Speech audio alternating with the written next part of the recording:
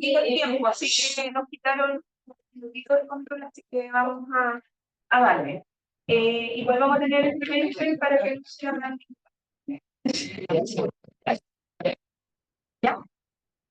Vamos a partir por hoy día los dos temas que vamos a abarcar, dermatología y gastroenterología, yo creo que son como los más frecuentes que vamos a ver en cuanto a clínica, debido a la casuística que nos llegan de pacientes. Yo me imagino que ustedes cuando Melipilla ya han visto que han tenido muchos pacientes gastroentéricos hospitalizados, que ya lo causan el diagnóstico, ¿vale? Y en los turnos en clínica, no sé si también han visto bastantes pacientes de tipo dermatológico, ¿no? ¿Ya? Eso es lo que en realidad lo que más uno ve en general, por día. Así que la idea es que esto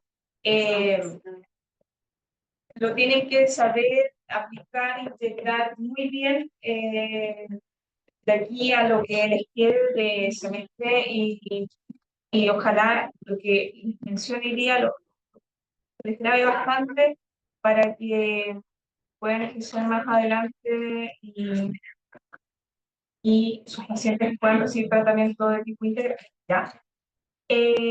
Bueno, así como muy brevemente, ustedes saben que la piel tiene distintas interfaces, que es un mecanismo de barrera, es el órgano, uno de los órganos más extensos que tenemos, y tiene distintos estratos, ¿cierto?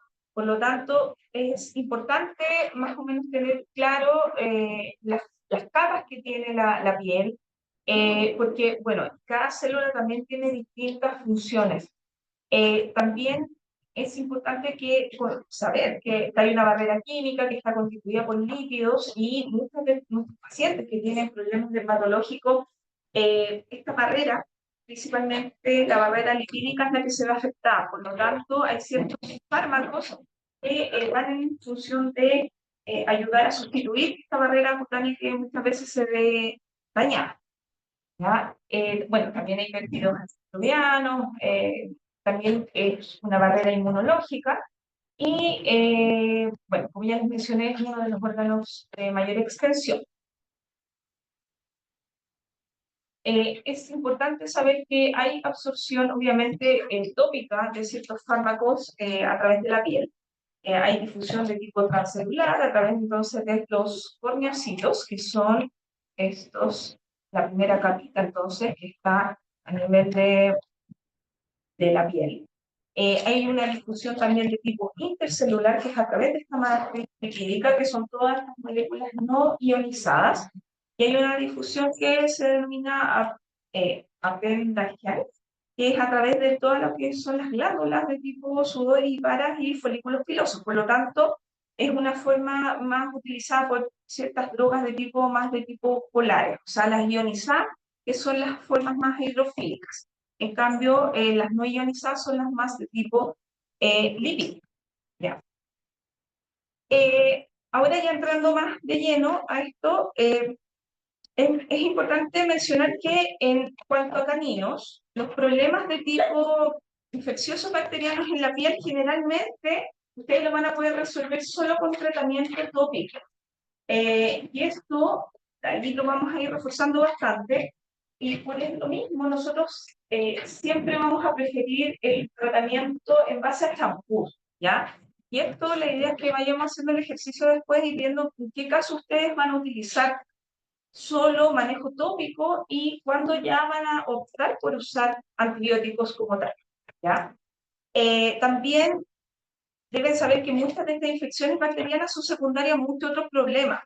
Por lo tanto, solucionando a veces o manejando estos problemas de base, vamos a poder muchas veces controlar estas infecciones que son secundarias. La mayor parte del tiempo son secundarias. ¿Y son secundarias a qué? A hipersensibilidades, ¿cierto? Las alergias. Actualmente tenemos muchos pacientes de tipo alérgico, y eso se da principalmente porque ahora hay muchos casos de moda, como los bulldog francés, ¿ya? También hay mucha alergia alimentaria. Actualmente tenemos demasiados pacientes con alergia alimentaria, y creo que nunca habíamos tenido la cantidad de pacientes que estamos viendo actualmente de alérgicos al alimento. Hace 20 años atrás no era lo más común ver alergias de tipo alimentaria. Lo más común antiguamente era como los ácaros o las dermatocitosis. Sin embargo, ahora esto ha ido bastante más en bajada, ¿ya? Y bueno, la idea es hacer entonces el manejo integral. Acá les puse algunos casos de manejos de biodermas de tipo superficial, ¿ya? Y aunque muchas veces se pueden ver bastante severos, y puede ser bastante tentador dejar antibióticos en primera instancia, todos estos casos son manejables totalmente con champús, manejo tópico. Acá, no sé si alguien me puede decir qué son estos. Pústulas, ¿ya? Esto es impétigo, ¿ya? De cachorrito, principalmente, posiblemente debe ser de cachorrito, y esto se da principalmente en cachorritos que están bajo ciertas condiciones bastante inapropiadas, que están con defensas bajas, ¿ya? ¿Esto qué es? Puesto acá, que se ve.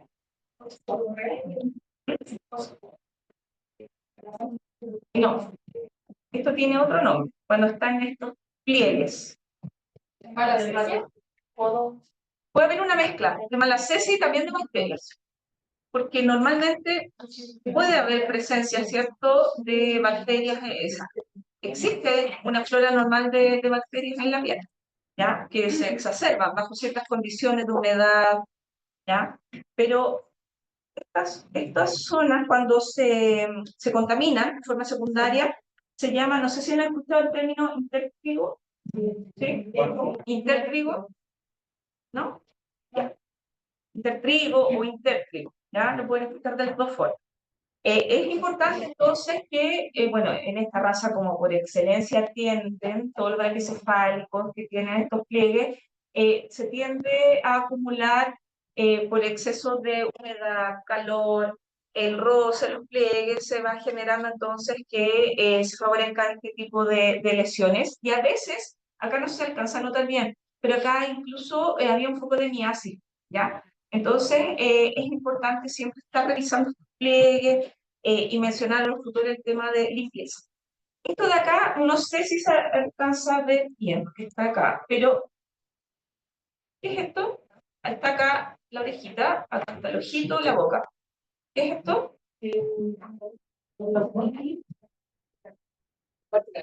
Parche caliente, ¿ya? Este es un parche caliente. ¿ya? Y esto, por lo general, parche caliente, si es cercano a la zona caudal, se asocia más a, bueno, alergia a picada de pulga, y si es más cercano al pabellón auricular, se asocia a veces mucho más a otitis, ¿ya?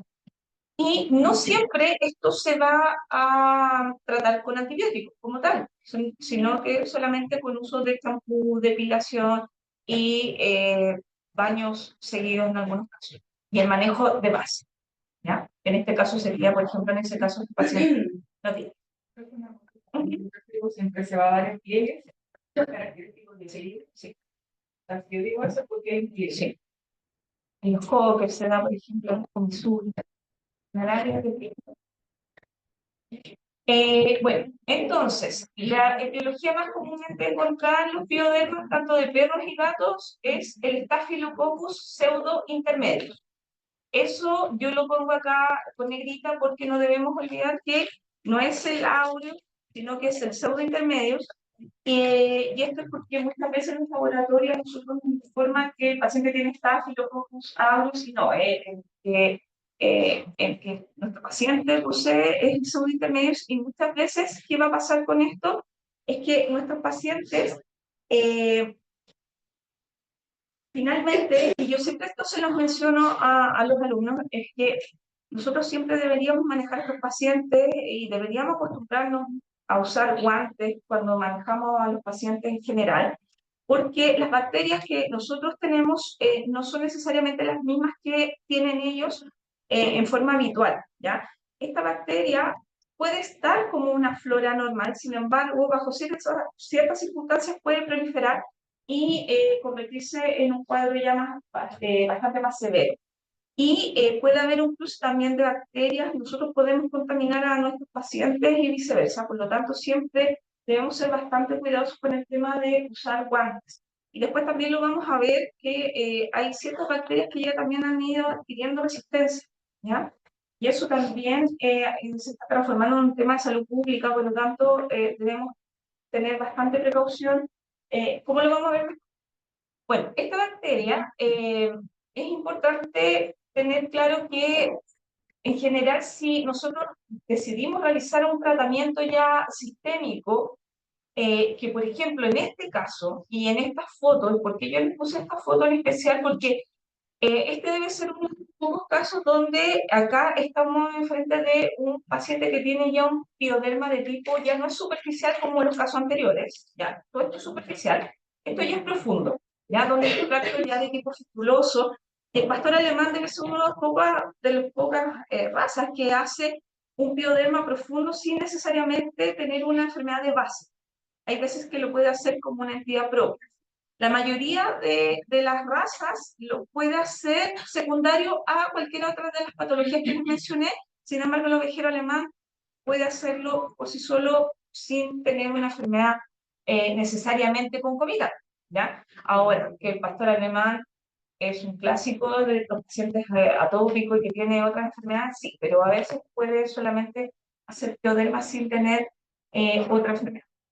Y bueno, en estos casos es necesario realizar un tratamiento sistémico y en estos casos el tratamiento ya va a ser, acá estamos hablando de tratamientos bastante más prolongados, ¿ya? Son tratamientos que estamos hablando que estos perritos pueden estar meses incluso en tratamiento, por lo tanto, ante esta situación nosotros debemos asegurarnos de elegir el fármaco adecuado y también debemos, una vez que ya instauramos el tratamiento, debemos, una vez que queramos dar de alta al paciente, debemos asegurarnos de que el paciente esté dando cultivos negativos, ¿ya? Lo cual igual es un poco difícil porque, como ya mencioné, el Staphylococcus pseudo intermedio siempre va a vivir en la piel. Entonces tenemos otras formas de poder determinar si mi paciente está todavía cursando o no con la enfermedad.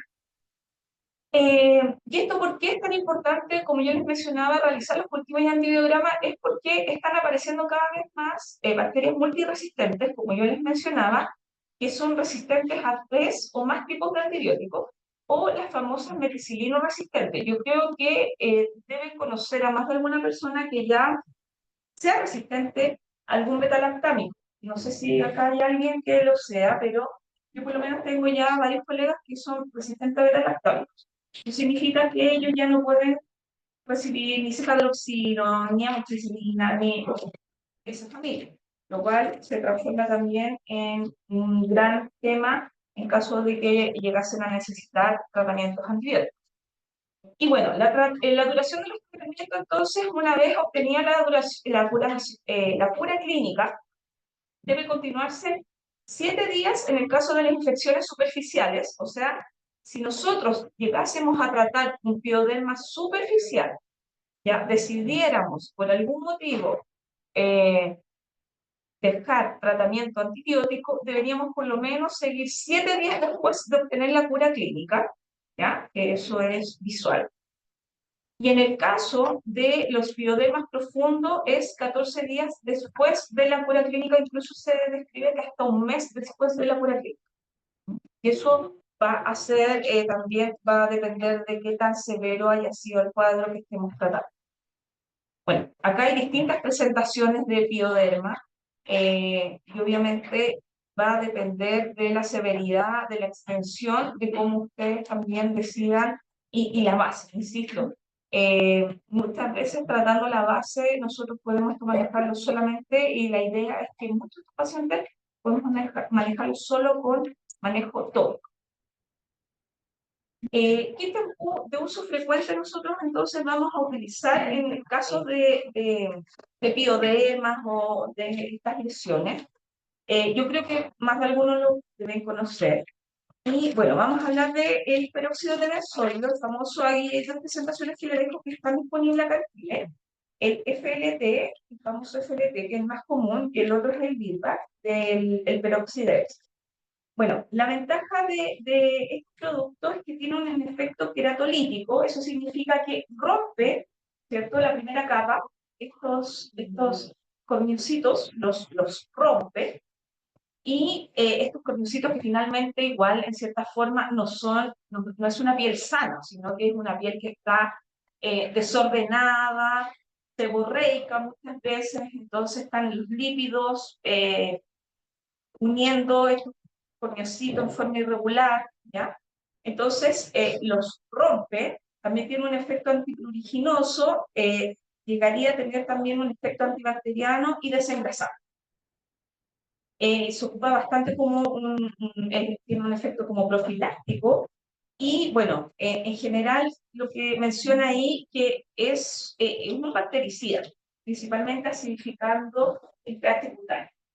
También es un agente oxidante, y esto es importante que se lo mencionen a los tutores, porque muchas veces los tutores igual hay que mencionar, sobre todo los de pelaje blanco, hay que mencionar que cuando ocupan este tipo de shampoo, el paciente puede cambiar un poco la coloración, ¿ya? El pelaje blanco puede cambiar un poquito y oxidarse el pelito.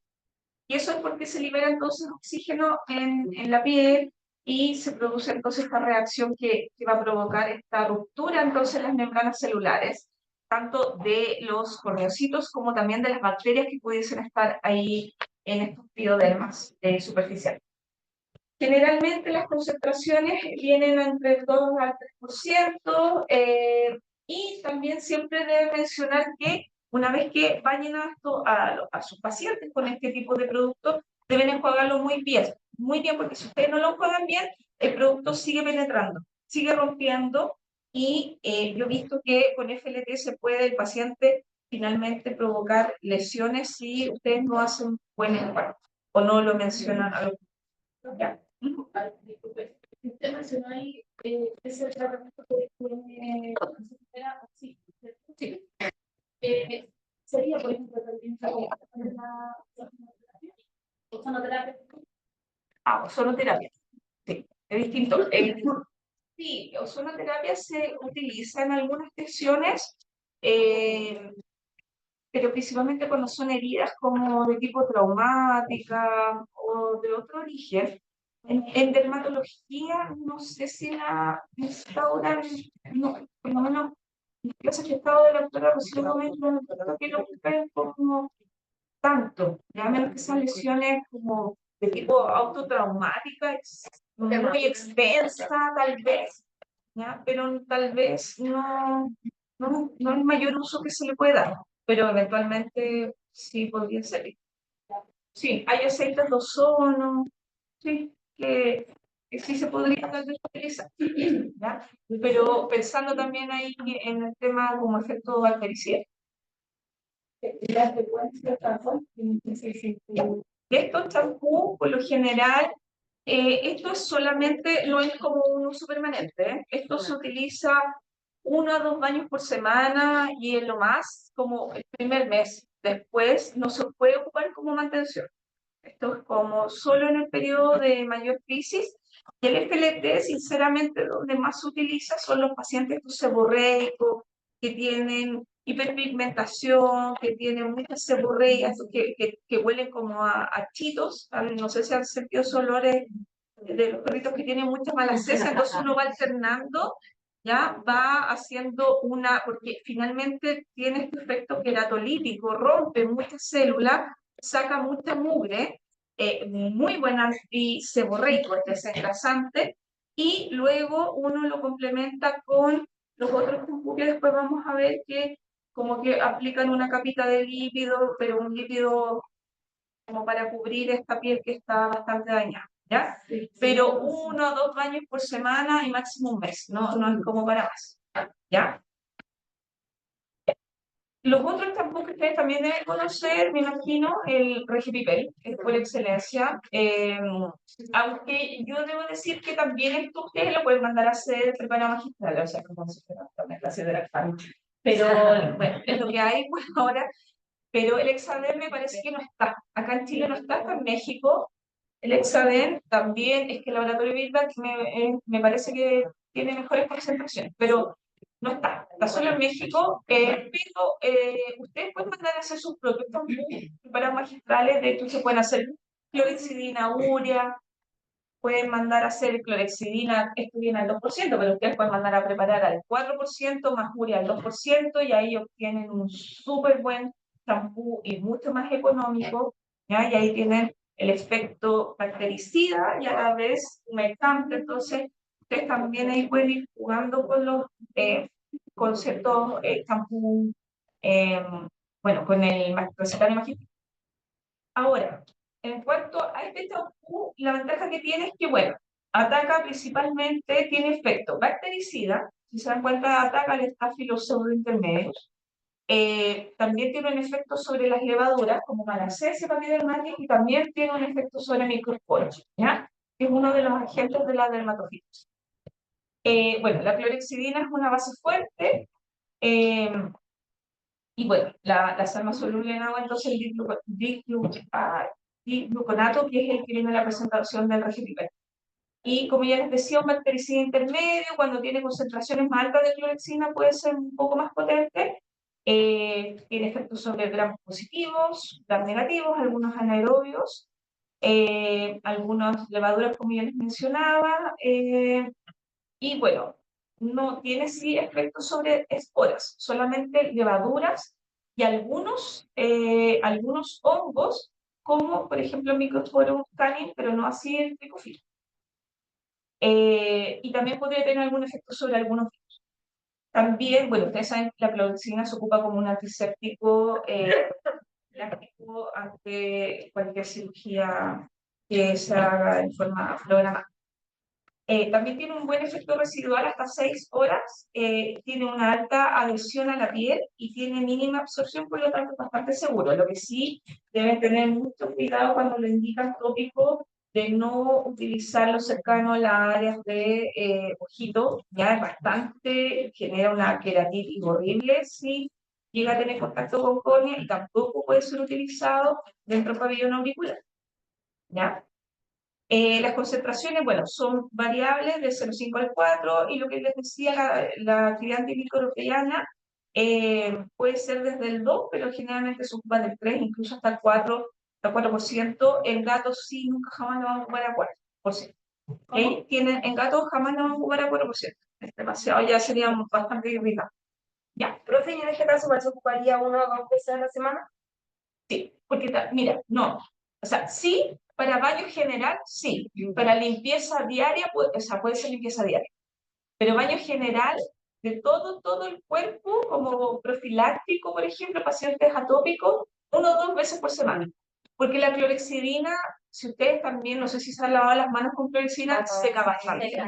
¿Ya? Entonces, los pacientes atópicos, mientras la piel más seca esté, más les pica, más prurito les genera. Entonces, uno va alternando. Entonces, baño general 1 o 2 veces por semana, pero sin embargo, cuando yo necesito hacer limpieza tópicas en ciertas áreas, como en esto, lo puedo hacer a diario, en el sector, ¿cierto? Pero baño generalizado 1 o 2, ¿ya? Pero sí se puede ocupar a diario en sectores o incluso, chiquillos, cuando se hacen pediluvios. ¿Han visto los pacientes que tienen estas, que se muerden las patitas y tienen muchas lesiones? Ya, se pueden hacer pediluvios donde el tutor hace como una dilución de estos productos y mete las patitas para que eh, se tenga como este efecto bactericida y contra los lados. Y eso se puede hacer a diario. En el caso de los pacientes que son atópicos, Sí. que se recomienda el uso de la FPP, Sí. se puede posteriormente a sacar, digamos, el producto de la piel, hacer un baño con algún producto de avena para que pueda hidratar y reducir el prurito. Se hace el día alterno. Se hace el día siguiente. Se van haciendo. Por eso, se hace el día alterno. No de inmediato, así como en la mañana el Regepipé y en la tarde el Alercal, por ejemplo. No, se trata de hacer un día con uno, el día siguiente al otro. Y así. Vamos jugando un poco con esto para mantener al paciente hidratado. Ya.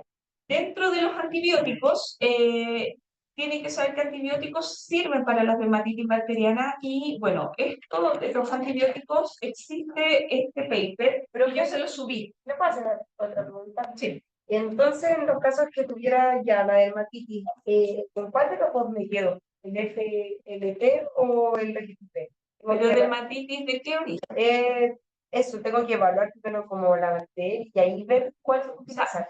Usted tiene que evaluar las lesiones que tan extensas están, si el pioderma es superficial y, a ver, si tú, por ejemplo, vas a manejar, pongamos que un paciente atópico que tú sabes que se descompensó, está con crisis y lo vas a manejar, como lo vamos a ver después, con corticoides, con apoquel, con lo que decidas manejar, puedes hacer baños y ahí tú puedes hacer FLT, pero mantención para, ahí puedes ocupar el Alermil o el Tercan, o sea, ahí tú puedes ir como jugando. No es que tú tienes que elegir finalmente según cómo es el paciente. Por ejemplo, si el paciente tiene muchas lesiones, FLT yo no lo voy a ocupar, por ejemplo, en un paciente que tiene, por ejemplo, en este no.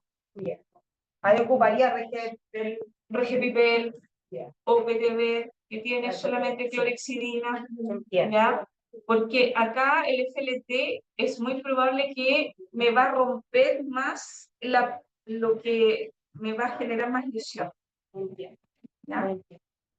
Perfecto, hablando de clorexidina, es como que les recomienda trabajar como una ayuda con Invector, que es sí, clorexidina famosa, pero Sí. no es lo mismo que usar shampoo, cuando sí o sí. Es que esa se pide que lo diluya. Ya, Sí, no. se hace que se diluya, igual serviría. No, igual serviría, pero pasa lo mismo, tiene el efecto bactericida, pero igual va a secar la piel, o sea, sí. ¿Ya? En cuanto a lo que yo les subí a ese paper, no es obligatorio que lo lean, pero es importante que ustedes como futuros médicos veterinarios tienen que tener esto en consideración. ¿Por qué? Porque existen directrices, ¿ya? Que esta es una de ellas.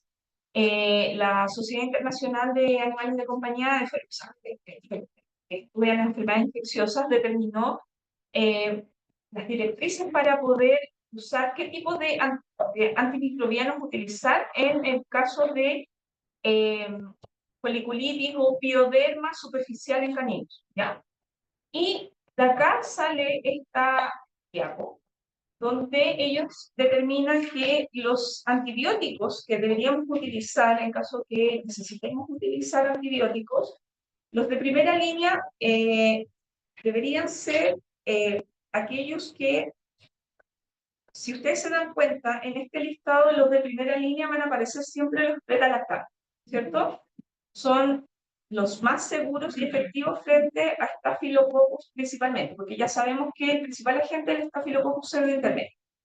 Por lo tanto, cuando nosotros necesitamos hacer un tratamiento de tipo empírico, de un cuadro no complicado, nosotros sabemos que lo más probable es que acá no esté sobrepoblando sea el Staphylococcus pseudointermedio. Ahora, lo que yo les decía era lo siguiente. Cuando yo tengo un caso de pioderma, yo no les aconsejo, o sea, tomar un cultivo solamente, un cultivo de antibiograma. Lo que deberíamos hacer en ese paciente es una citología, ¿cierto? ¿Todos saben por qué? ¿No? Ya. ¿Por qué es importante la citología? La citología me va a mostrar células inflamatorias, neutrófilos, ¿cierto? Comiéndose, o macrófagos, ahí luchando, comiéndose estas cocáceas, ¿cierto? Voy a ver incluso las cocáceas dentro de los neutrófilos, por lo tanto yo voy a ver el proceso inflamatorio más las cocáceas adentro. Sin embargo, en un cultivo, si yo le tomo un cultivo a la perrita que está ahí, me va a salir positivo a estáfilo, porque normalmente en la piel de ella va a haber estáfilo. Yo lo que necesito saber es que efectivamente el estáfilo generando la reacción inflamatoria. No sé si se entendió. ¿Sí? Ya.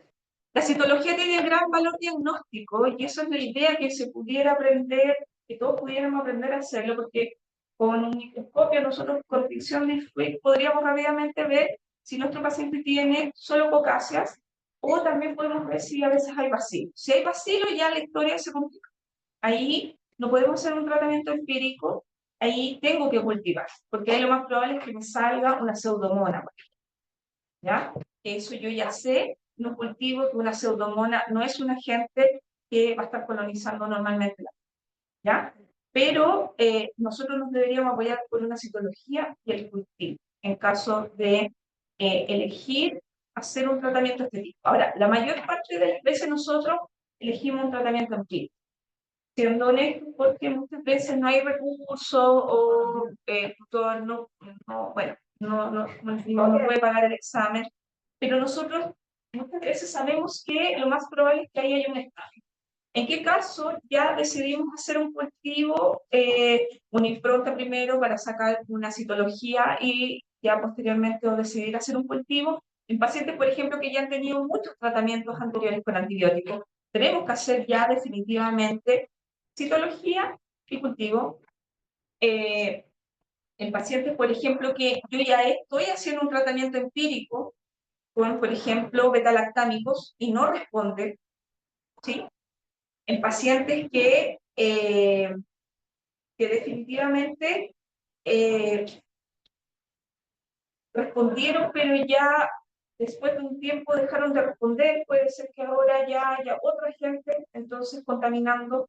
Entonces, hay ciertas condiciones que van a hacer que definitivamente yo después necesite hacer un cultivo. Pero hay muchas veces que nosotros sí hacemos tratamientos empíricos y nos vamos por los antibióticos más probables que yo sé que van a tener este efecto, ¿ya? Entonces, primera línea, y acá yo se los marqué con negrita, serían betalactámicos: cefadroxilo, cefalexina, amoxicilina, ácido clavulánico. Y bueno, dentro de esta misma primera línea se describe que podría estar la clindamicina, lincomicina. Acá también se podrían incluir la cefotoxima, que la verdad yo nunca la he utilizado, y la famosa cefovecina. Ustedes me imagino que la conocen, ¿cierto? ¿No? ¿No les suena conveniente? Ah, sí.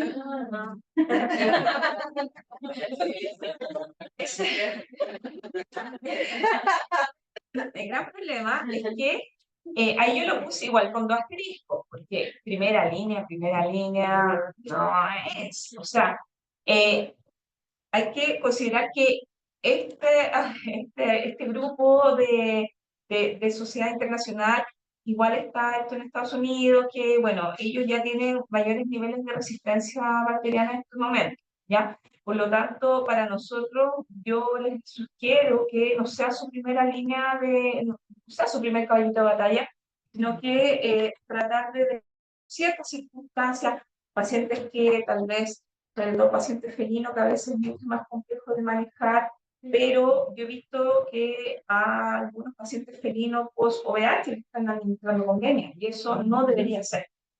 Ya el convenio debería estar reservado para ciertas situaciones muy, muy puntuales, ¿ya? Pero mientras ustedes puedan indicar, el paciente lo permita, el paciente pueda tomar medicación vía oral y no sea un problema, por favor, elegir, como les digo, esta primera línea que son los beta-lactatos. Ahora ya segunda línea debería ser con lo que les mencionaba, los antibiogramas para no aumentar estos riesgos de resistencia. Ya acá está el convenio, sí o sí, como yo les decía, y acá ya empiezan a estar algunas fluoroquinolonas, como el enrofloxacino. Acá por lo menos en Chile yo veo, en Santiago veo que lo ocupan pero en piel así, pero a pasto, o sea, dejan, porque es muy práctico y dejan rostro cada 24 horas. Horrible, porque no debería ser la primera elección en piel. Había una revista que, bueno, familiar, también es un ciudadano policial y todo, y que llevan al veterinario y lo llevaron que llevan el robo activo. Y le empeoró la situación, le salió otro, y al final este anda a veterinario. Y ahí le bajaron el antibiótico a un cefalocilo, un incluso con penicilina. Esto yo siempre se los he dicho. Ustedes posiblemente en esa situación a lo mejor no funcionó, pero lo más probable es que en la mayoría sí funciona. Si un enro va a matar un estáfilo posiblemente. Claro. Pero yo siempre digo, es matar una mosca con un tanque. O sea, no tiene un sentido ocupar un antibiótico tan potente para matar un estáfilo. Había escuchado que el EMPO se debería dejar siempre para poder, vamos, que se que una filo de fibra que tiene una necesidad ya más que dejarlo con algo de piel, dejarlo para algo mucho más complicado. Por eso, pielonefritis, obvio, obvio. Y en pacientes felinos yo diría que es una de las pocas veces que nosotros ocupamos la refloxacina, así, pero a ojos cerrados. Pero en piel, no. Porque pielonefritis, ojo, es riñón, sí. Pero en piel, no. ¿Ya? Y lo otro, que el enro se demora mucho más en llegar a piel. Se demora más días. En cambio, los beta-lactámicos llegan más rápido. ¿Ya? Entonces, no tiene un sentido, no tiene sentido dejarlo en primera línea. Jamás, jamás, jamás, de los jamases. ¿Cuándo entonces solamente dejamos el refloxacino? Cuando hay un antibiograma o cuando en mi citología hay pacientes. Y ahí lo más probable es que me va a salir positivo el antibiograma a pseudomonas. ¿Ya? Ahí nos vamos a ir posible. Entonces, cuando escuchamos de la psicología, cuando hay células inflamatorias, entonces el tratamiento ahí sería solamente. Y en caso de bacilófilo, uno sería.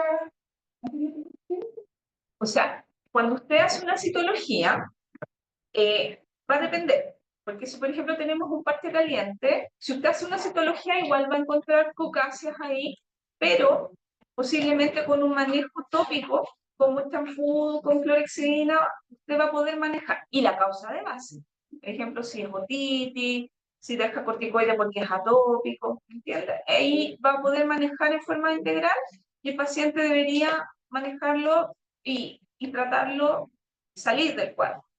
Cuando uno ya decide hacer manejos con antibióticos, es cuando son piodermas ya de tipo más profundo o extenso. Mi paciente, por ejemplo, tiene lesiones que son generalizadas. Sí, eso lo entendí. Lo que no entendí bien era el tema de. ¿Con la citología? Sí, cuando hay vacilos. Es que cuando hay vacilos en una citología, ahí vas a tener que tratar, ahí no va a tener respuesta a un tratamiento tópico. Sí. Ahí lo más probable, cuando hayan vacilos en una muestra, lo más probable es que se trate ya de un pioderma profundo o un pioderma más resistente y ahí vas a tener que usar antibióticos de la vía resistente. ¿Y eso cómo? O sea, es una de las uno de los vacilos más frecuentes que se encuentran bien. ¿Ya? Pero ahí se entendió esa parte. ¿Sí? Ya. Ya. Y para entonces reforzar acá se los dejé para que quedara como un poco más visual. Recordar entonces que primera línea, cefalosporina de primera generación, amoxiclácido clavulánico, clinda, lincomicina. Primera, segunda línea, empírico o con cultivo, se los puse en amarillo para que no lo vean bien.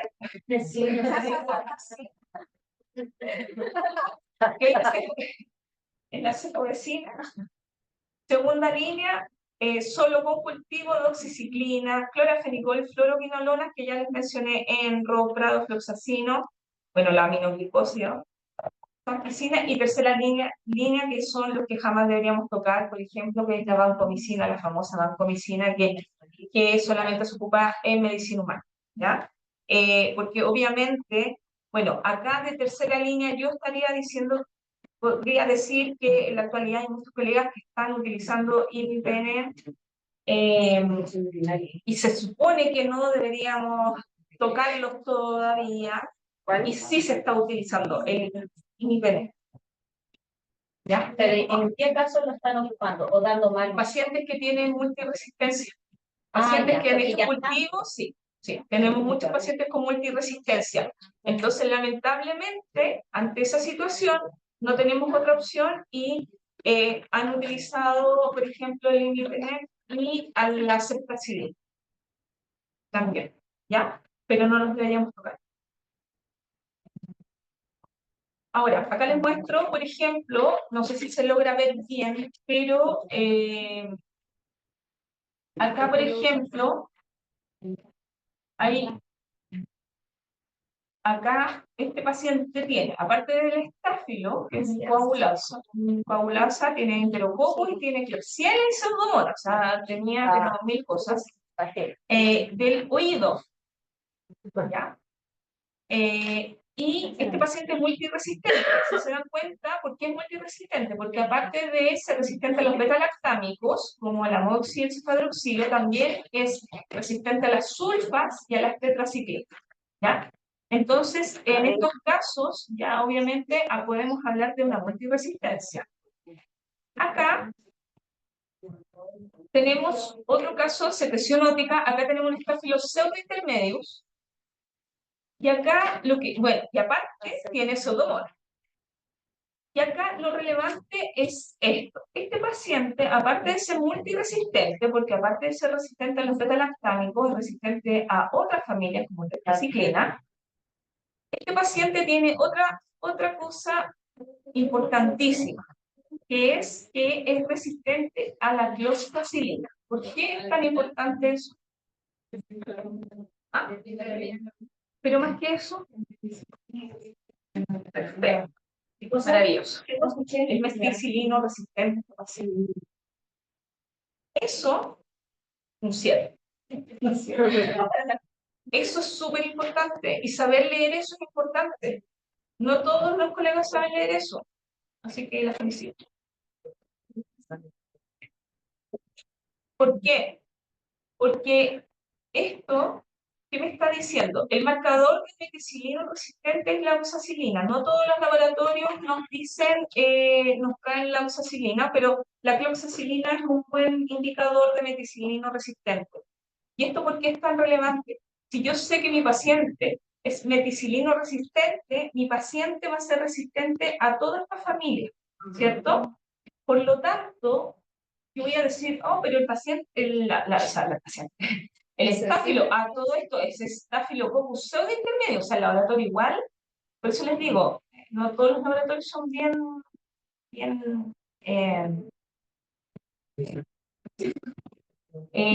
podríamos decir, pero el amoxiclavulánico me sirve. No, si el paciente ya, o sea, la bacteria ya es resistente, es meticilino resistente, independiente que acá me salga sensible amoxiclavulánico, es resistente a todos los betalactámicos. Y acá, lamentablemente, la única que tengo para tratar a esta bacteria va a ser la gentamicina. Entonces es súper importante saber leer también los antibiogramas y entender cuando un paciente tiene una bacteria multiresistente, meticilino resistente, ¿ya? Y que no importa que acá me salga sensible, si es meticilino resistente, no me sirve ninguna de estas. Ninguna. Solo que la medicina en la presentación. Y ahí estamos súper fritos. ¿Por qué? ¿Por qué estamos fritos? Ya, la gente tiene un margen de seguridad súper estrecho. Súper estrecho. O sea, la dosis tóxica es efectivamente muy nefrotóxico. ¿Y qué más? Ototóxico, nefrotóxico. Se tiene que infundir también en un periodo, se tiene que infundir en un periodo. Ya, se tiene que infundir y bueno, el paciente entonces tiene que estar hospitalizado. No hay tratamiento de daños para la casa.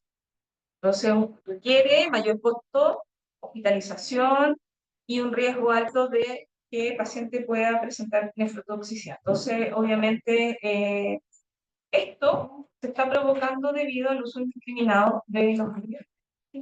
¿Ya? Y estos son de cultivos de oídos que eso está ocurriendo por el hecho de que ocupamos una gotita, otra gotita y otra gotita cada vez que el paciente está con otitis y lo hacemos en forma empírica y bueno, está bien, la primera vez podríamos hacerlo, pero ya la quinta otitis, la sexta no se debe.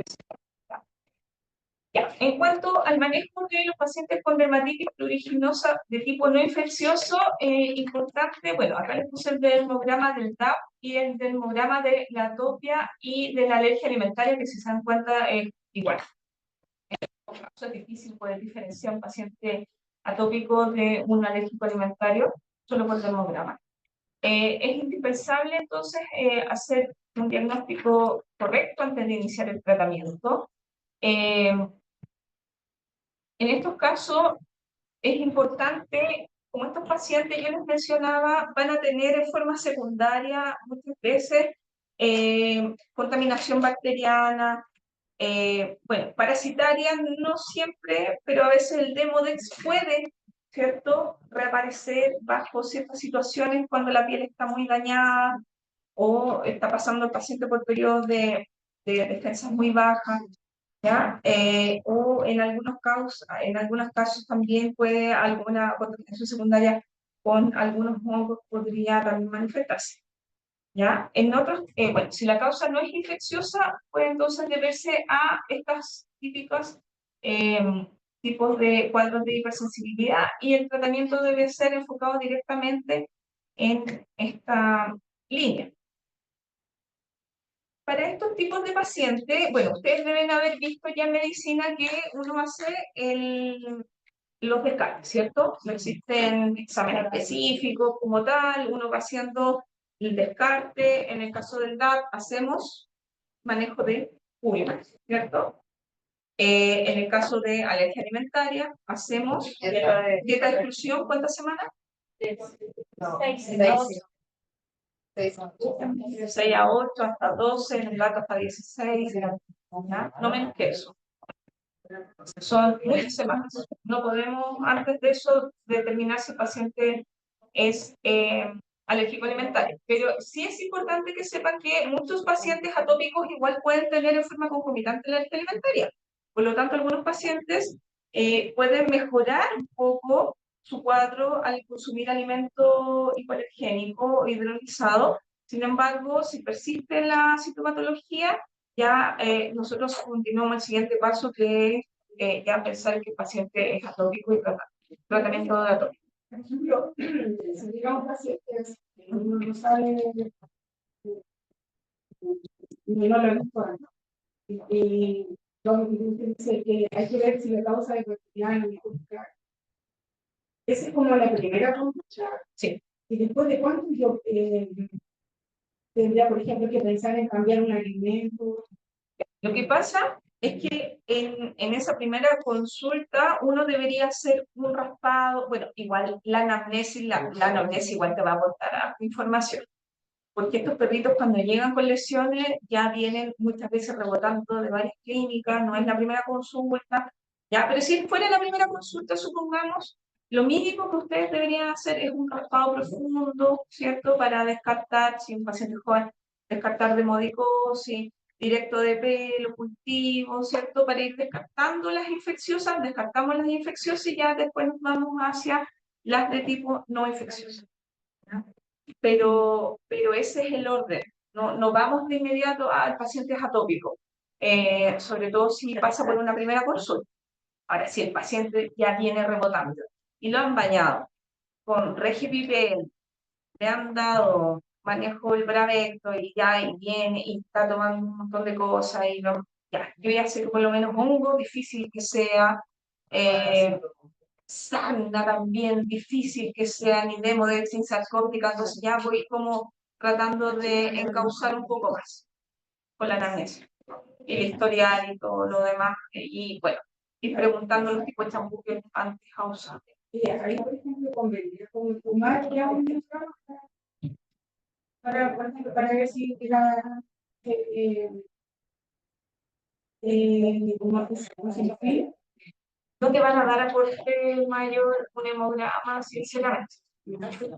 O sea, te va a salir claro, te va a salir una inflamación inespecífica, puede salir estrés marcado, pero no va a ser determinante. No te va a salir una sinofilia marcada como para poder determinar.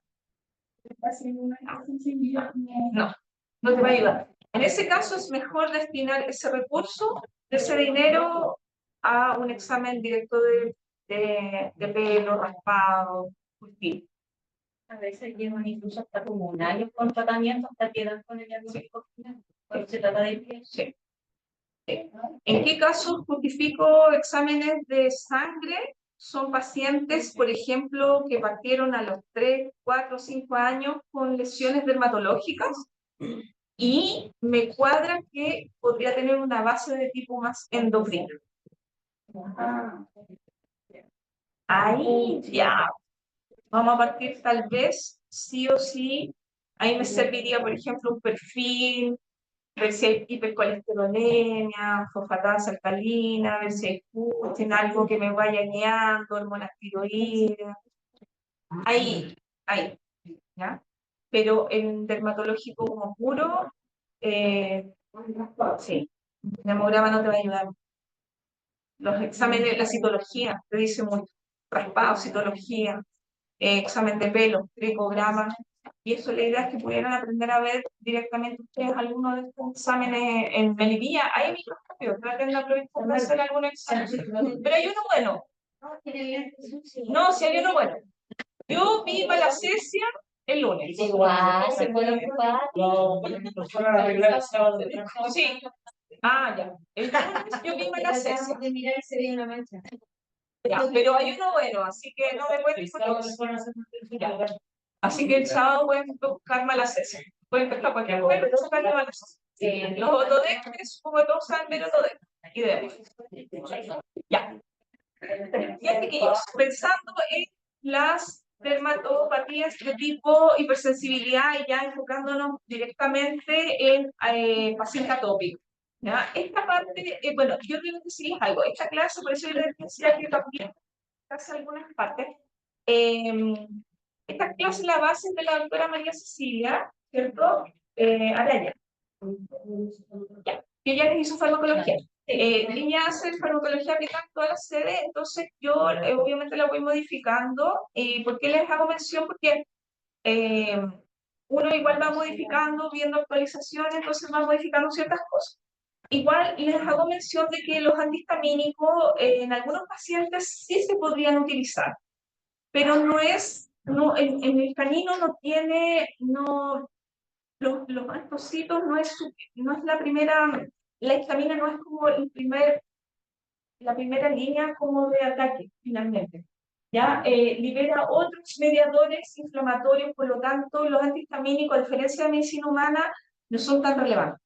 Por lo tanto, el fracaso va a ser muy alto. Sin embargo, yo puedo decir que hay pacientes que hay veces que cuando son alergias que están iniciando, porque hay pacientes que el primer año puede ser un poco más suave y cada año va siendo un poco más peor, ¿ya? Entonces, el primer año puede ser que usted pueda manejar con antihistamínicos, baños, estos baños con estos champús especiales, y podrían utilizar algunos de estos antihistamínicos, hidroxicina, cetericina, diría yo que son como las dos que tal vez podrían utilizar, por eso les quise dejar esas dosis. Pero lo habitual no son no nos ayudan tanto en la actualidad, ¿ya? Pero es importante que igual lo tengan. Bueno, y ahí dice, no son útiles como monoterapia, jamás, jamás, solamente servirían como baño, conjunto a omega 3 y otros productos. Acá, el tratamiento por años de excelencia siempre fue el uso de los glucocorticoides, principalmente los sistémicos, porque los tópicos son resultados variables. Los sistémicos que no se absorben son los que son en base a módulos mometasona y fluticasona, ¿ya? Eso se diría en la hidrocortisona. Yo diría que esos son los tres que no se absorben. Los otros que tengan betametasona se absorben y finalmente no es lo deseado. Si yo la idea es que voy a ocupar un corticoide que sea tópico, para que no se absorba, la idea es que no tener los efectos indeseados, ¿ya? Entonces, pero por lo general son muy pocos los pacientes que podemos utilizar los tópicos. En el caso de los orales o los sistémicos que vamos a utilizar, tenemos la prednisona o la prednisolona. La prednisona yo diría que está bastante, no la utilizamos tanto. La prednisolona tiene mucho menos efectos secundarios que la prednisona. La prednisolona, si uno le pregunta al tutor, claro, tiene en comparación a la prednisona, cuando han tomado prednisona, la prednisona, el tutor te va a mencionar que toma mucha agua, orina gran cantidad, orina por toda la casa, ¿ya? Comen de una forma impresionante, se comen, incluso hay animales que llegan a tener transgresión alimentaria severa o cuerpos extraños por la polifagia que les genera la prednisona. Ya con la prednisolona, esto es mucho menos. Y la metilprednisolona aún menos, que es el famoso Medrol. No sé si lo han escuchado, ¿sí? Bueno, la prednisona a veces uno la utiliza en los pacientes que obviamente no tienen muchos recursos y no nos quedan como muchas más alternativas, porque la prednisolona es un poquito más cara y el Medrol aún mucho más. La dosis que se debería utilizar en estos casos, porque acá ya estamos hablando de enfermedades de tipo inmunomediada, sería la dosis de 0,5 a 1 miligramo kilo. 0,5 miligramos kilo cada 12 o 1 miligramo kilo cada 24, ¿ya? Eso sería más o menos el rango que deberíamos utilizar. Y la idea siempre sería administrar hasta controlar el cacricis por 3 a 10 días y luego días alternos según necesidad. Y nosotros deberíamos ir bajando la dosis. ¿Cuánto deberíamos ir bajando después de este periodo? Un 25%. Eso es lo que deberíamos hacer. Las semanas 2, 3. Con respecto a la cuestión de la severidad de la hepatitis, la prednisolona o metilprednisolona, Sí, metilprednisolona. Sí. Tiene que ver, la eficacia tiene que ver solo con no sé, con evitar el efecto secundario, pero no es que una sea mejor que la otra. Es solamente eso. Es que una es metabolito de la otra. Son metabolitos. Una subsepone el metabolito de la otra. No habla de potencia. Es una, por eso, como una ya es el metabolito de la otra, el proceso a través del hígado ya se metabolizó. Entonces, claro, finalmente el objetivo final es el mismo, solamente que el efecto secundario indeseado es menor. ¿Y la dosis? Las dosis son las mismas en cuanto a la prednisona y prednisolona. En la metilprednisolona es un poquito más baja. Ahí te la dejé abajo. ¿Ya? La que sí no deberían utilizar nunca, jamás, por favor, son los de depósito. ¿Ya? Los de depósito, ¿por qué? Porque los de depósito no bueno, hay mayor posibilidad de que podamos generar en nuestro paciente a largo plazo Putin, Una vez que ya ingresaron al organismo, no los podemos sacar. Entonces, si el paciente presenta una RAM, no lo vamos a poder eso manejarlo. Entonces, no es ninguna opción. ¿Cuáles son los El famoso Depo-Grat, no sé si les suena, la triamcinolona, ¿ya? Por lo menos en dermatología no debería ser una opción, son contados con los dedos, tal vez pacientes que son, sobre todo, pacientes tal vez, no sé, que sean agresivos y que necesiten usar tal vez, pero como primera opción no debería ser, ¿ya? Porque nosotros podemos manejar en poco tiempo una crisis, llevarlo a que el paciente se rasque menos, después ir la dosis decreciente, día por medio, y luego baños, baños, baños. ¿Entienden? Entonces podemos manejar a estos pacientes con la mínima dosis posible. Y ese es el objetivo, usar la menor dosis posible. ¿Ya? Existen también medicamentos ahorradores de corticoides. Acá mencionan que el antihistamínico aumenta, o sea, que podría usarse, pero finalmente el antihistamínico no son una opción. Y eso, por ejemplo, si él dice que tiene alguna cosa por 3 días, Sí. y luego alternar, igual cuando uno va alternando, va trabajando la dosis. Sí, mira, lo que pasa es que va a depender. Se describe que si tú lo ocupas 5 días a una dosis alta y tú lo cortas de golpe, no pasaría nada. No alcanza a afectar el hipotálamo. ¿Ya? Si tú ya lo ocupas 10 días, mi consejo es que vayas haciendo en dosis decreciente 25% cada semana. Y cuando uno ya lo ocupa día alterno, cuando está en la semana final, que uno ya lo deja cada 48 horas, cada 72 horas, para hacer el retiro. Sería un tratamiento De semanas. Sí, sí. O sea, con nada secundario. Lo que pasa es que va a depender. Por ejemplo, si tú dejas 10 días, pero 0,5 miligramos kilo, no es tema. Pero si ocupas dosis más altas, vas a tener que haciendo este tema de ir dejando dosis decreciente. Y ahora, ojo, ¿qué pasa si el día 12 el paciente, tú estás bajando la dosis y el paciente se empieza a rascar así desesperado de nuevo? Tú tienes que volver a la dosis anterior. A la dosis inicial. A la inicial.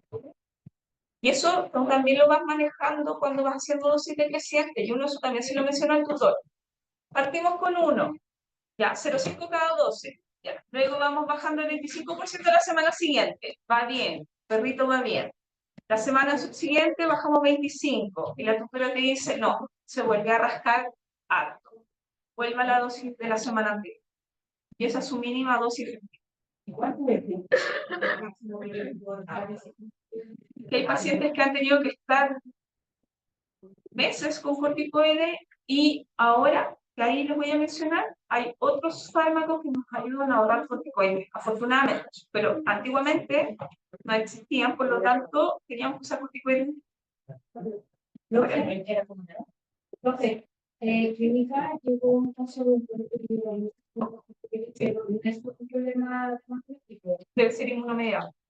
Sí, es una miocitis del músculo. Ya. Temporal o masticatoria, miocitis masticatoria. Que tenía acá, por eso ya estábamos buscando otra alternativa, porque ya estaba con polifagia, Lo que pasa es que los ahorradores de corticoides, como la ciclosporina, por ejemplo, entonces me da la idea que debe ser una raza grande, ¿no? Ese perrito. es una crisis grave. De hecho, uno de los medicamentos que estuvimos jugando aparece la presentación. Pero ahí quedó porque no se sabe qué hacer con eso. Es complejo, porque en las enfermedades inmunomediadas, por ejemplo, si un paciente tuviera una enfermedad inmunomediada, de por vida, sabemos que va a vivir menos el paciente. Pero en estos casos, no sé, yo tuve hace mucho tiempo un perrito cuando no existían todos los otros fármacos, y el perrito hasta le cambió el carácter con su atopia, porque él se rascaba día y noche, o sea, no podía dormir, no podía comer, estaba agresivo. Empezamos el tratamiento con corticoides y el perrito, a medida que se fue sintiendo mejor, cambió su personalidad. Y bueno, era calidad de vida versus tenerlo sin corticoides, pero vale, entonces ahí tú tienes que ir poniendo eso en la balanza y dándole todas las opciones. Pero actualmente tenemos muchos más fármacos que antes. Pero en ese caso es un poco complejo porque es más caro los otros ahora. Que en el caso de los cuadros crónicos, que utilizamos acá, por ejemplo, lo que buscamos es mejorar entonces esta barrera cutánea que yo les decía, porque en estos pacientes la barrera cutánea está dañada, y al estar dañada o al estar, finalmente no es una barrera cutánea normal, hace que los alergenos penetren más y se genere estos episodios de prurito intenso. Entonces, lo más utilizado para hacer estos humectantes tópicos que van a impedir que se ingrese se haga el ingreso de estos alergenos. Y bueno, mejora la adhesión de los corneocitos que yo mencionaba, en base a ceramidas, hay otros que son en base a ácidos grasos esenciales, omega 6, omega 3, omega 3 diría yo, omega 6 es más proinflamatorio. También se complementa con otros tratamientos inmunosupresores y inmunomoduladores. Acá yo les dejé, el Alerder es una pipeta que tiene ceramida, al igual que el Avider, pero yo diría, y bueno, también muchos dermatólogos concuerdan en que estas pipetas son bastante buenas, ayudan a algunos pacientes bastante, no a todos de la misma forma, pero sí los ayuda. Pero también el hecho de que tomen omega 3 los favorece, incluso más que la tópica, ¿no? Entonces, ahí hay que también ver, en el caso de que no puedan comprar estas pipetas, también la pueden utilizar. Omega 3 oral, sí, y omega 3, pero en las presentaciones veterinarias vienen 3 y 6. Traten de... Solo omega 3. ¿Solo 3? Sí. Ya. Solo omega 3. Ya. El omega 3 no. Sí, porque el omega 3 solo. ¿Cuál me dice usted? El omega 3. Sí, sí, ese se ocupa. Y bueno, la idea, antes también indicaban algo el omega, el Nutra bebé, en especial los gatitos, pero el problema es que el omega 3 igual tiene que mantenerse bajo condición, es bastante inestable a la luz. Entonces, el Nutra bebé viene en un envase transparente, entonces, como que ahí estaba ese tema, pero los gatos nada mejor el Nutra bebé que los otros omega. Pero el A es uno de los que se ocupa bastante. Y ahí voy a buscar. Yo lo voy a mandar. Yo voy a dar un catálogo. ¿Ya? El Sebocal es uno también de los productos que tienen estos, lo que hace también es mejorar esta barrera cutánea, es emoliente y genera bastante protección. Dentro también de los famosos, y esto yo creo que es uno de los que más avanzó los dermatólogos, el Alermil, que tiene complejo lipídico cutáneo y también tiene esta protección en la barrera cutánea. Y la ventaja que tiene el Alermil pues, sobre el Sebocal lo ocupan más en pacientes que tienen la piel muy deshidratada, ¿ya? De mantención, tanto estos pacientes atópicos. El Alermil glico lo ocupan en los pacientes que tienen a hacer piodermas porque evita la adhesión del microorganismo. Evita los piodermas recurrentes. Y el Alercan es el famoso que me mencionan por ahí con avena. Es uno de los que tiene avena coloidal en mayor porcentaje. Y estos son los que se van alternando finalmente con los otros que mencionamos como el FLT, PTD o el RGPP. Entonces, baños alternos nos referimos un día con esos otros y otro día con estos. Bueno, existe la inmunoterapia, se les menciono, igual me parece que en este momento solamente no está, si no me equivoco, el único lugar que está haciendo estos exámenes y tratamientos. Es algo importante porque muchos tutores van a llegar preguntando acerca de estos tests y estos tests no son para todos los pacientes. De partida, no. Es importante mencionar que el diagnóstico de paciente atópico no se hace con este test. Ustedes, una vez que diagnostican a su paciente que es atópico, le realizan este test, pero para saber a qué alergenos y ver a qué pueden hacer tratamiento de inmunoterapia. Pero no es para diagnosticar si es atópico, ¿ya?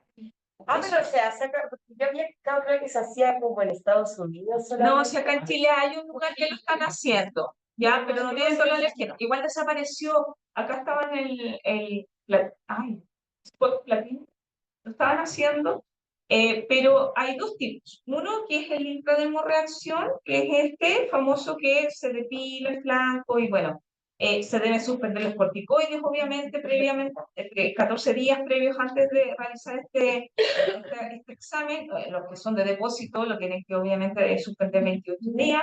Los antihistamínicos se escriben que 7 días. La ventaja de la ciclosporina y el oclacitinib, que es el famoso Apoquel que lo vamos a mencionar, no requieren suspensión. Y bueno, en estos casos se ha visto mejoría en el 60-75% de los perritos atópicos, e incluso en algunos sin necesitar terapia, pero no todos los pacientes van a funcionar esto. Por ejemplo, un perrito que ya tiene 5 años y es atópico no va a ingresar a posiblemente no va a servir que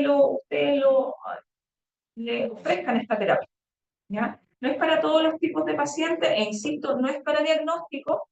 Hay otro examen que no está lamentablemente acá en Chile, que a mí me gusta harto, que es una prueba serológica que mide el IgE, se manda a Perú, y bueno, es bastante caro, cuesta como 600.000 pesos y mide un panel de muchos alergenos, ¿ya? Pero, insisto, una cosa es saber, pero si no vamos a poder manejar, por ejemplo, que sea alérgico al ácaro, o no vamos a poder hacer un eso no tiene sentido solamente diagnosticar. En general tiene el periodo de inducción, ya donde se hacen estas inyecciones subcutáneas y cada vez van aumentando más estas dosis de los alergenos para ir desensibilizando finalmente los mastocitos y van ajustando estas dosis y también un periodo de mantención que se aplica cada 3 semanas. Y los RAS más frecuentes que se pueden describir es que algunos pacientes hagan anafilaxia, pero la doctora Gómez que lo ha realizado ya mencionaba que por lo menos no ha tenido hasta ahora un paciente que haga anafilaxia. Pero bastante dentro de todo seguro dentro de acá, ¿cuánto nos queda? Porque ya se me está yendo el tiempo. Y no alcanzamos a ver otro, pero el otro lo vamos a ver. En cuanto a la ciclosporina, es un inmunosupresor que es el problema de los ahorradores de corticoides. La ventaja de la ciclosporina es que tiene un efecto antiinflamatorio y además de ser antipruriginoso. Es muy similar al efecto que tienen los glucocorticoides. Lo que sí la ciclosporina tiene como efecto secundario que provoca diarrea y vómito, y en algunos casos, yo lo vi harto en los boxers que le generaba hiperplasia gingival. La gingiva se veía como engrosada, papilomatosis, se proliferaban los papilomas, sobre todo los que tuvieron papilomas cuando cachorritos, y temblores, eso sí que no. Pero sí, después de un cierto tiempo, la idea es que al inicio los pacientes empiecen, se dé estos medicamentos con omeprazol, con ciertos protectores de mucosa gástrica, y después van adquiriendo cierta resistencia y ya no necesitan tomar estos fármacos para poder tomar la ciclosporina y los toleran bien. De la ciclosporina, importante es que bloquea la producción de la citoquina, la interleuquina 1, ya que es la que desempeña un papel importante en todos los procesos inflamatorios. Y es la que está implicada,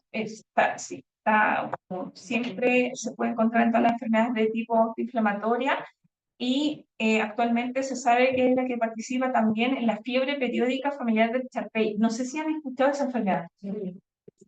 ¿Sí? ¿La han visto?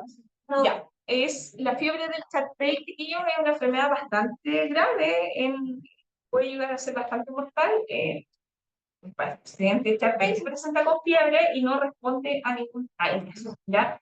Y es un cuadro de amiloidosis bastante grave que genera a nivel renal principalmente, y la ventaja de saber que esta ciclosporina podría ayudarlo es una base también súper importante, porque también hace años atrás como que no había mucho tratamiento y finalmente terminaba en una alta mortalidad de los pacientes que presentaban la fiebre. ¿Ya? viví una vez la terapia de inmunomoduladora ¿Ya? con un tipo de COVID que llamaba inmunomoduladora, y eran como 3 inyecciones, Ya. como de 1 ml, Ya. y para un paciente que tenía una dermatitis así pero generalizada, ¿Ya? que anduvo súper bien. ¿Y cómo se llama? Para Eran una joya, eran como, fitomedicamentos. sí, era como, Tendría que averiguar bien. Porque igual, actualmente igual hay ciertos fitomedicamentos que están en desarrollo, pero no, voy a averiguar, voy a preguntar igual a dermatólogo. fue hace tiempo, y era un medicamento no, ¿De uso humano? Homeopatía. Es que claro, lo que pasa es que la homeopatía, el gran tema es la evidencia, ¿cierto? Debería hacerse como estudios controlados, una cierta cantidad de pacientes, un grupo control, entonces ese es el punto, es lo mismo que por ejemplo el CBD. Muchos de los colegas que manejan CBD mencionan que ciertas patologías de tipo inmune, que obviamente con CBD se podrían manejar, pero los estudios, eso es lo que falta. Pero igual voy a averiguar. eran ampollas, eran como, y eran caras. No sé, igual hay ciertos fitomedicamentos que igual en la actualidad se están estudiando más a profundidad y que yo creo que en medicina humana ya están teniendo más evidencia. Pero en medicina humana Ese paciente venía no es extrapolable siempre también a veterinaria. Voy a averiguar. Para el médico, no sé cómo que una No siempre, no siempre andan bien, no sabe, pero sí, no siempre andan tan bien. No siempre. De la ciclosporina es importante, chiquillos, algo que eso sí lo tienen que saber. No sirve en un paciente que está en crisis, full crisis, no le pueden dar ciclosporina. Ustedes tienen que dar primero corticoides, ¿cierto? Una inducción con corticoides, dar ciclosporina y luego destetarlo del corticoide y dejarlo solo con ciclosporina. ¿Ya? No sirve en crisis, solamente es para manejo crónico. En la crisis, por ejemplo, hay aquí, Corticoides. sí, pero uno lo va a aumentar. Sí, Y después, ¿cómo que lo o Pero le pongo al principio si me llega a la consulta una dosis al tiro. Sí, de esa como para que no le pique. es que le puede dejar oral y le va a hacer efecto igual Igual, al día siguiente. No necesariamente le tiene que aplicar Dexa. Ya, O sea, no se va a morir si un día se está rascando. ya, La Dexa la dejo para paciente que está con un tocanafilal. ya, sí se entiende. Era como mucho. Es que tiene que considerar que dura a veces más de 24 horas su efecto. Entonces, si lo puede dejar oral, déjelo oral. Y si lo va a dejar Dexa, tiene que ajustar la dosis. Recuerde que no es la misma dosis de Dexa que de prednisona, ¿cierto? ¿Cuál es la dosis de Dexa para en estos casos? ¿Ah? ¿Una, dos? ¿Una, dos? ¿Por acá? ¿Por allá? ¿Uno? ¿Por allá uno? ¿De cuánto debería? 0,5 miligramos. Ay, ¿qué tal? Dosis Ah, no, pero práctica. dosis práctica no es. No, pero espérense. Yo No. de- Recuerden que la Dexa es 4 veces la dosis de quién? No, De entonces. Sería 0,1 kilos. No, la- cuando usted le están dando un miligramo por kilo de Dexa, le están dando 4 miligramos de prednisona. o sea, sería 0,1. No, no sé. 0,1 kilos. No, no entendí nada lo que acá no, me metió, una proporción de los elementos. Es 0,1. Es de 0,1 a 0,2 miligramos por kilo. Sí, porque 1 a 2 miligramos por kilo No, como 4 miligramos de prednisona. Ahí, ¿qué pasa? ¿Ya? Eso pasó. Yo quería preguntar, profe, cuando hace el tratamiento de ciclosporina, que usted Sí. inicia, dijo, con glucocorticoides, ¿va suspendiendo de a poco y agregando el otro en forma paralela? ¿O hasta llegar a suspender el glucocorticoide e inicia la ciclosporina? Van los dos en un momento en En forma... un momento van los Sí. dos. Cuando ya bajó Cuando un tú poquito vas la crisis, bajando el corticoide, introduces la ciclosporina. Sí, pueden ir los dos al mismo momento, pero la dosis en baja. ¿Ya? Entonces, esto, ya dijimos, no interfiere en la intradermorreacción y las presentaciones, estas en Chile no están, tenemos que mandar a preparar al recetario magistral. Ya, acá estamos llegando a la parte como más famosa porque actualmente, afortunadamente, tenemos acceso a la oclacitinib, que bueno, es un inhibidor de la llanusinasa, la YAC, ¿cómo se llama? Que son enzimas intracelulares que determinan que las citoquinas inician el prurito en la inflamación en la piel. Acá lo importante es que esta YAC1, ¿ya? Que principalmente lo que inhibe la YAC1, es que la YAC1 está implicada en la producción de el mediador de la interleuquina, la 31, ¿ya? ¿Qué se sabe de esta interleuquina? Que es la que, aparte de genera, gracias, genera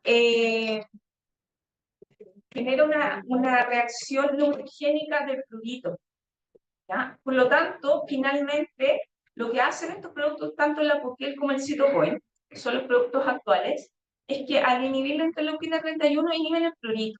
Finalmente el paciente no es que vaya a sanar de la atopia o que vaya a dejar de tener a veces lesiones, pero ya por lo menos no va a tener este prurito intenso que va a hacer que se autotraumatice y se inflame tanto, ¿cierto?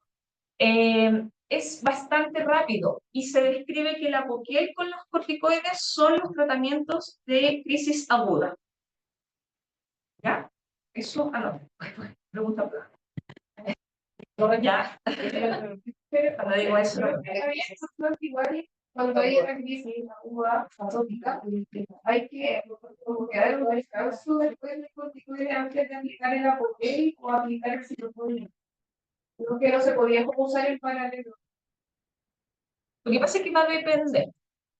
Si el paciente es muy crónico, lleva años con prurito, tiene cambios importantes en su piel, el Apoquel no va a servir de nada en una crisis aguda. Ahí siempre la primera elección va a ser el corticoide. Pero si es un paciente que está partiendo como con crisis agudas de prurito, se describe que los corticoides o el Apoquel, en ambos casos, si el paciente es atópico, servirían ambos en crisis aguda. Igual no van en... Hay pacientes que pueden estar con ambos. Hay pacientes que tienen que estar con Apoquel corticoide, Apoquel citocoin. Eso es lo más extremo si queréis. Pero lo que yo he visto es pacientes Apoquel corticoide o citocoin corticoide. Claro que estamos empezando con una tópica, usaban el corticoide, dejaban que se efecto como el corticoide, no, que el corticoide dejara limpiarlo, por decirlo así, el corticoide, ¿Ya? y después tirar a la Apoquel para ver si efectivamente la Apoquel era el que estaba haciendo efecto y no se estaba enmascarando con el efecto del corticoide. No, eso no lo había escuchado porque finalmente si un paciente responde a corticoide, tienes como un 90% de posibilidad que sea atópico, porque no es alérgico alimentario. Los alérgicos alimentarios responden muy mal a los corticoides. Entonces no pasas por ese proceso de limpieza, finalmente. Cuando tú tienes el diagnóstico, tú te tratas de pasar un ahorrador de corticoides lo antes posible. Y en este caso, la Apoquel es un ahorrador de corticoides inmenso, porque bueno, ahí tú puedes partir, de hecho, Sí, con la dosis más baja, pero cada 12 horas por los primeros 14 días y luego pasar cada 24 horas.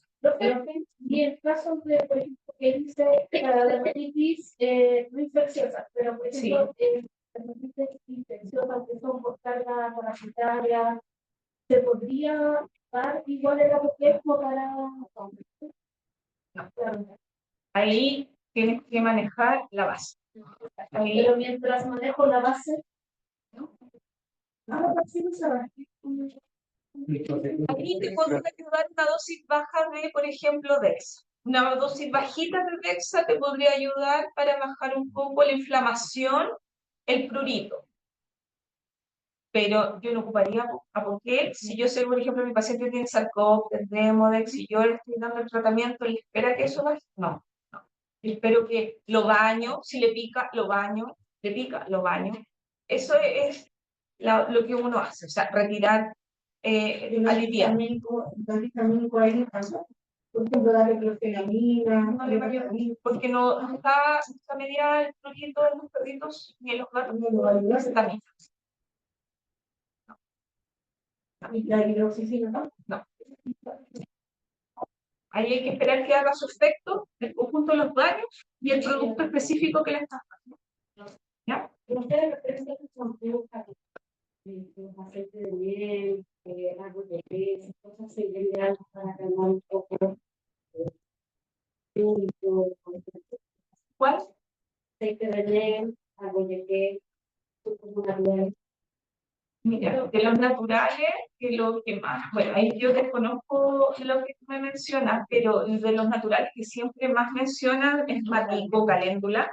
Ya se sabe que el matico no tiene propiedad antiinflamatoria, solamente cicatricial, ¿cierto? Para cicatrizar bien, bien la piel. La caléndula sí tendría efecto antiinflamatorio. Esos podrían ayudar un poquito. La caléndula, dentro de los naturales. De avena, para un estudio de avena para Sí, no, no. La avena sí, eso sí.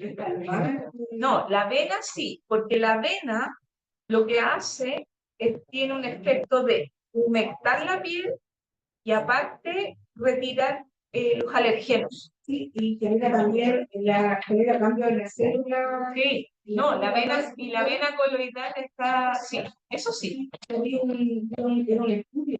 Sí.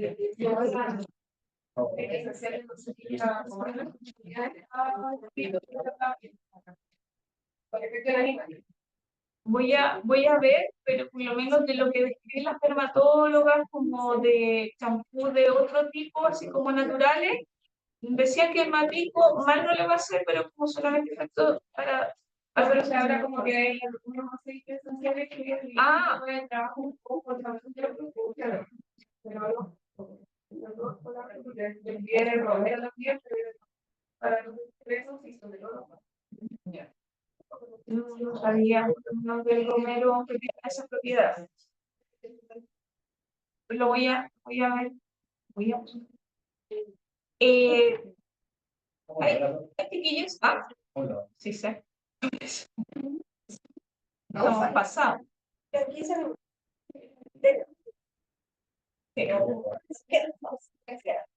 ¿Cuánto nos queda? 15.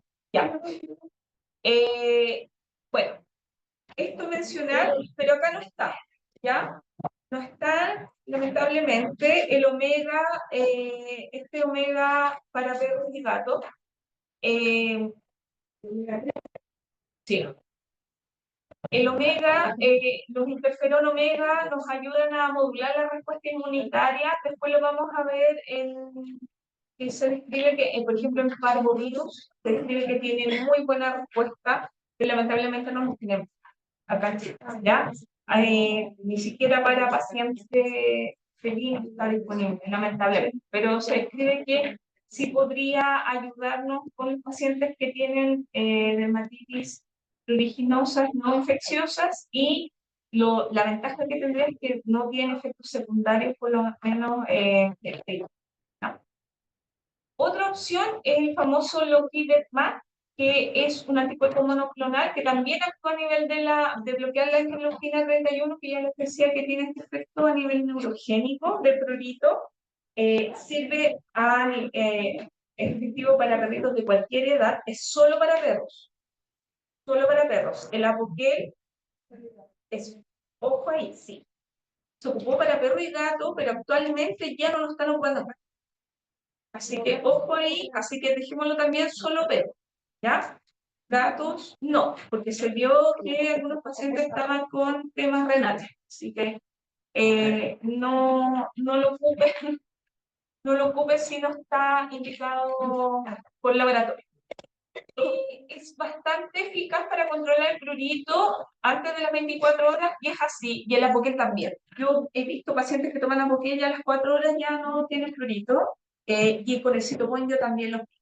Hay pacientes sí que después del Citopoint, después de puede ser que de la primera inyección a la primera, segunda semana, recién efecto se demoren, que a la segunda dosis recién haga efecto, que se puedan demorar más, y también es variable el tiempo que que pueda durar. Hay pacientes que les dura 25 días, hay pacientes que les dura 2 meses, hay otros que les dura 3 meses, entonces es una muy buena alternativa porque realmente es una inyección, es distinto a la Poquel que hay que estar dándolo todos los días, ¿ya?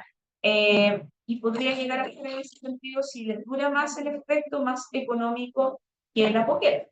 Y realmente les cambia la calidad de vida mucho a nuestros pacientes. Es bastante seguro hasta ahora, no hay problema de interacción medicamentosa, tampoco altera las pruebas de intradermoreacción, como la ciclosporina, ni el Apoquel.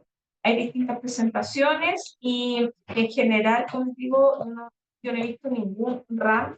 Lo único, tal vez, que podría decir en ciertos pacientes es que se ha generado como una vaginitis, como una baja de defensa local en la zona o en la zona del prepucio del macho. Eso sí lo vi como en 2 pacientes, pero no lo he encontrado por lo menos en el caso. Respecto a las enfermedades de tipo autoinmune, como el lupus y pérfido, bueno, se genera porque hay anticuerpos contra la desmogleína. La desmogleína está presente en los desmosomas, que es una especie de cemento que une los queratinocitos entre sí. Y también anticuerpos contra los hemidesmosomas, que son los queratinocitos, pero a la membrana basal, en el estrato basal de la piel. Y se produce entonces parálisis celular, y bueno, es una enfermedad, ya dijimos, de forma permanente, que solamente la podemos controlar, y se desencadena entonces por un distrés inmunológico.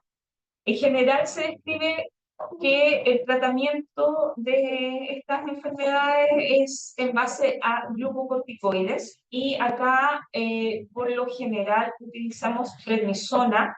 Si pudiéramos utilizar prednisolona sería ideal por un tema de costo, muchas veces no es factible, pero ya dijimos que si ocupamos prednisona, prednisolona sería la misma dosis, ¿ya?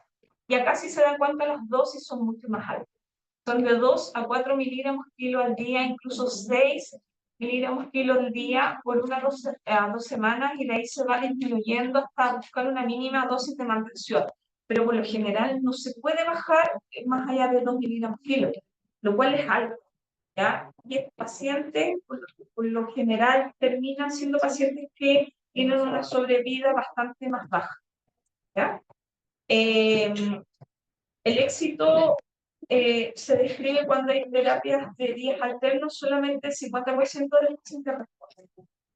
Otro medicamento que se ocupa bastante, o se podría ocupar como inmunosupresor, es la azatioprina, ¿ya?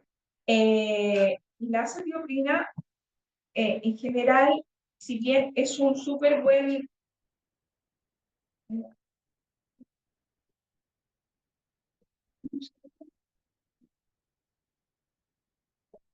La azatioprina es un súper buen inmunosupresor. Sin embargo, el gran tema que yo diría es que es bastante citotóxico para los linfocitos T, ¿ya? Entonces, en general, los pacientes hay que hacerles ciertos exámenes cada cierto tiempo, cada mensual o incluso cada 2 semanas se indica. Y también es bastante caro la azatioprina. Entonces, para mantenerlo a largo plazo es bastante caro. finalmente en estos tipos de pacientes. Pero obviamente es una alternativa que igual hay que mencionarse en el futuro.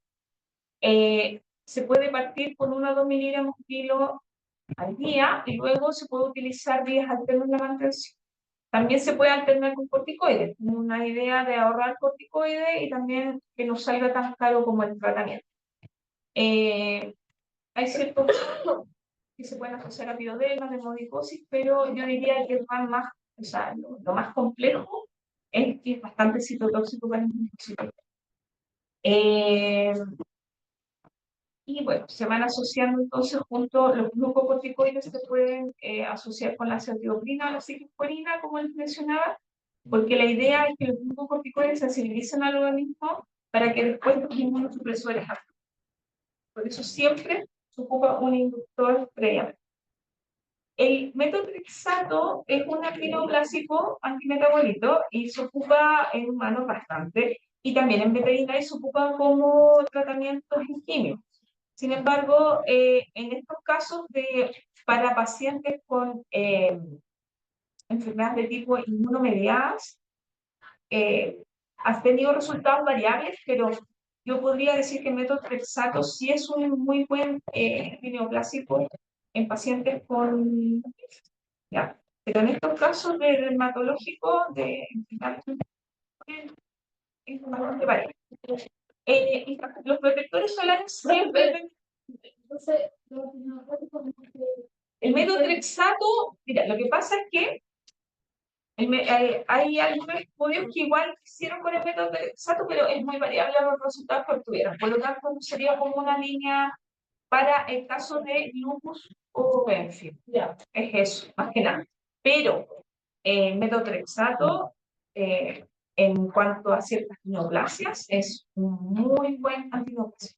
¿Ya? Pero en estos casos se menciona que podría utilizarlo en algunos casos si es que quisieran como probar. Hay algunos estudios, ¿ya? Pero los resultados pueden ser muy variados. Protector solar importante, ahí les dejo uno para que lo tengan en consideración.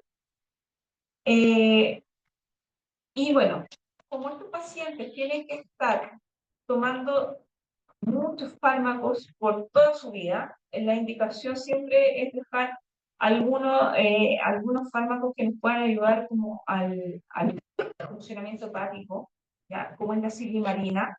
Ahí yo les dije otra marca, aparte de Silmabrac, que finalmente lo que nos hacen es que el hígado no tenga que trabajar tanto, porque finalmente nunca vamos a poder pacientes tratarlos de todos los medicamentos. Esto es tratamiento de por vida. Pero estos pacientes que están con glucocorticoides de por vida, finalmente, al igual que los pacientes con PUTI, lo que termina pasando es que terminan haciendo falla renal finalmente al término de su vida. Otras opciones terapéuticas podrían ser el clorambucilo, que también es otro antineoplásico, y ahí están las dosis para que lo conozcan, pero el clorambucilo también tiene efectos de mielosupresión bastante importante, genera vómitos, diarrea, anorexia y también infecciones oportunistas, porque obviamente generan una mielosupresión. Y también es importante asociar los glucocorticoides en un inicio. También hay que ir haciendo hemogramas cada 2 semanas más o menos y luego se pueden ir espaciando 1 o 2 veces. Y otros tratamientos en la actualidad que se están viendo y se están estudiando, al igual que las personas, no sé si lo han escuchado, que conozcan que tengan lupus, que toman la hidroxicloroquina, ¿sí? Y también se ocupa para la artritis reumatoide, ¿cierto? Que son inmunomediadas. Bueno, se están haciendo estudios en veterinaria y se ha visto que obviamente a esta dosis están ahí indicándose, podría ser una buena alternativa. Han tenido éxito en algunos tratamientos en lupus eritematoso discoide. Yo creo que igual es una opción que igual la deben conocer por lo menos en caso de que en algún momento les toque afrontar, y no solamente cerrarnos a que solo los corticoides, sino que ofrecer todas las posibilidades a los tutores, ir viendo, y cada paciente también es único, pero siempre con evidencia científica. Ya, por eso les dejé esos papers que están ahí también indicados. En general, el micopenolato de mofetilo también lo ocupan a todas las personas que tienen lupus. Ahí está la dosis que se recomienda en veterinaria, lo que se cree que tendrá un efecto rápido. También tiene efecto de linfopenia, vómito, y también sería una alternativa como para abajo un poco de cuenta, pero también falta estudios. Igual hay estudios, pero también son como muy limitados. En cuanto a, y lo último, alopecias endocrinas, que yo creo que eso igual ustedes lo vieron, en las causas más comunes son el Cushing y el hipotiroidismo, ¿cierto? Y los tratamientos para el diagnóstico, bueno, una vez que ya tenemos un diagnóstico realizado de estas patologías, es el tratamiento para hipotiroidismo en la levotiroxina. Finalmente debería ser de uso canino, pero nosotros no teníamos acá. La dosis, acá se las dejo en miligramos kilo o la dosis en microgramos, porque ustedes la van a encontrar en las dos presentaciones. Debería ser bit oral y debe ser en ayuno. Ya, esto no sé si ustedes lo sabían, pero por lo menos la dosis de la mañana debe ser en ayuno. ¿Sí? ¿Ya? En humano también es así. Por lo tanto, nosotros debemos indicarle, ahora es difícil en nuestros pacientes que no puedan meter la pastilla y no tengan ayuno, pero la idea es que se indique en ayuno. Lo importante de esto, y que quiero recalcar de esta diapo, es que los tutores a veces te van a decir, oh, yo también tomo, como mi perro va a tomar 100 y yo también tomo una de 100. ¿Cómo voy a tomar la misma que mi perro? Y finalmente, lo que hay que recalcar es que finalmente la dosis en veterinaria es 8 veces más alta, que la de humano. ¿Ya? Y eso, ¿por qué se los digo? Porque el farmacéutico también le va a decir cómo va a ser esta la dosis de un perro, porque a veces dejamos 200, 400 microgramos en perros gigantes, y el farmacéutico no se nos vende. Entonces, eso es importante transmitirlo al tutor, ya que las dosis en ellos es un poco más alta que las de nosotros. Es importante que a las 5 o 6 semanas que ustedes dejaron el tratamiento, deben contar con un examen de T4 TSH, y ustedes tienen que dejar que, o sea, tienen que indicar que el paciente tome, por ejemplo, el medicamento a las 8 de la mañana y ustedes toman el examen a las 12 del día, o sea, 4 horas después de que tome la levotiroxina, porque ahí es cuando tienen la mayor biodisponibilidad del fármaco, ¿ya? Y tienen que también mencionarle a los tutores que una buena evolución en las primeras semanas va a mejorar el estado mental, la actividad física, pero cuando recién van a haber cambios importantes como en el peso o en el nivel dermatológico, va a ser recién como 1 o 2 meses después del tratamiento. ¿Ya? Eso es lo último que mejora. En cuanto al Cushing, bueno, ya conocen las causas del Cushing, se pueden ver muy similares a ambos pacientes. Acá lo que mejor se ha descrito que funciona y lo que más se está usando en la actualidad es el trilostano, y es un análogo sintético de esteroide aprobado para perros por TDA. Nosotros actualmente lo estamos consiguiendo por mercado negro, pero igual en algunas farmacias está llegando el trilostano, pero nosotros conseguíamos el Betoril desde Argentina y otros países. Pero algunas farmacias actualmente sí ya lo tienen disponible como tal, como trilostano. Y entre el 70 y el 90% de los perros va a responder a una dosis al día, ¿ya? La mayoría. Y bueno, si no responde una vez al día, seguro que sí va a responder con 2 dosis al día. Es mucho más seguro el trilostano que el nitolano. Los RAM más frecuentes van a ser letargia, anorexia, pero eso es bastante transitorio. Y bueno, actúa bloqueando la síntesis de las hormonas esteroideas adrenales. Importante acá, bueno, la dosis es el fresco, Y lo que sí es relevante es que a los pocos días del tratamiento se observa que mejora la estrés, ¿cierto? El paciente baja la poliuria, la polidipsia, la polifagia. Y eso uno ahí puede ir más o menos evaluando cómo está funcionando nuestro tratamiento. Los problemas dermatológicos y también eso se demoran harto tiempo en resolver, 2 a 4 meses, para que se puedan resolver totalmente. Y se describe que si el hiperadenocorticismo se origina en la hipófisis, se consigue un éxito casi en el 90% de los pacientes. Si el problema es adrenal, puede ser un poquito menos el efecto espera. Eso. Ya. No me pasé, pero...